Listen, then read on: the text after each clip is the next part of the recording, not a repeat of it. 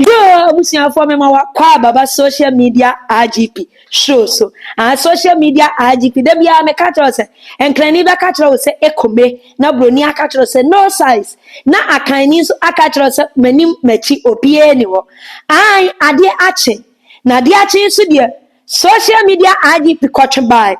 And ne, Maggi Major, the net as a dia 12.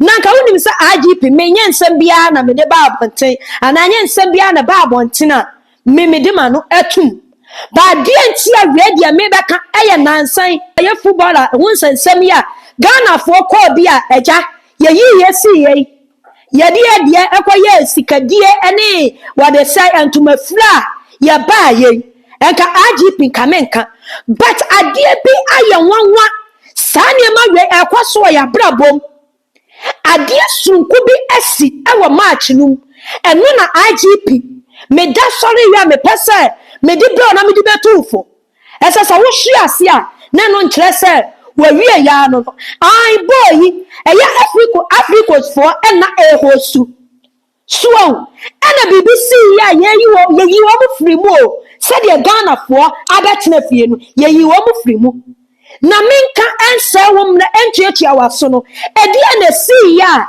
Africa for ena yenkodan so de wo bia yeyi wo mo afiri mu na wo mo na se kwa kapi membesa metuatua waso yenko sha video no de si ya enuti amu wo mo aba be fa cap no asa ekura biem eti yenko sha video no emra yaba IGP meto aso. This clip you are seeing over here is not a protest.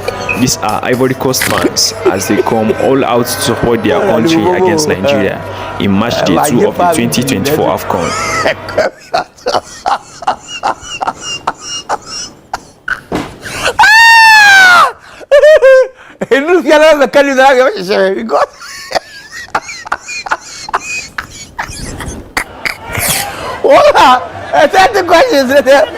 Video no ye nyina ya kwasha aba no na tas Ivory Coast for no run 8 and wo mu free mu o na wo mu free me Nigeria fo yi na yi wo mu free mu run 8 etim na wo mu kwafie no na nkrofo bi a wo mu so wo mu boye na wo mu boy wo mu de awie no na ese pants na ekra wo mu no na esha na ese Ivory Coast for no pants ya ekra wo mu de kwafie no adoso a chance ankrofo no eti sadia na wo say ye wo mo enkrofo no mo point so no ye wo mo free mu near the Ivory Coast for no e be shem na so bibia da bia mekasa what is written almost akoba bia mu no almost andi Nigeria fo ya ene san be hia ene Nigeria fo ahya baako na da bia mekasa Africa jimi mro so ni nti wo mo hya baako wie ya no and woman relaxing our brof kasem omo juju omo ho and na wo mo mpoye kwa na bia start eye video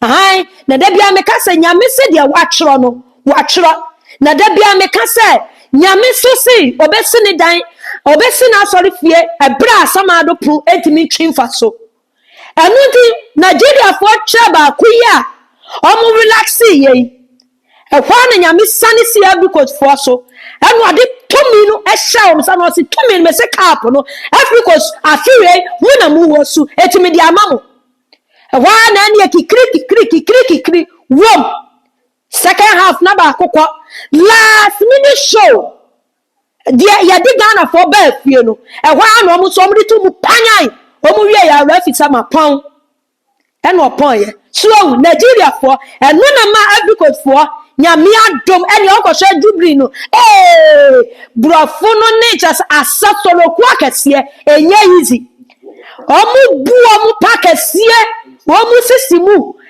emesi asakati ana akoso wo football match no so no park no so no enye easy enye asam ketua na obi su no na obi so osre obi skonto iso obi skanta na dia na si Nigeria for simu adimoni so Jimmy nyami na etua muka okay manager people make I tell you are too much stubborn, you are too low.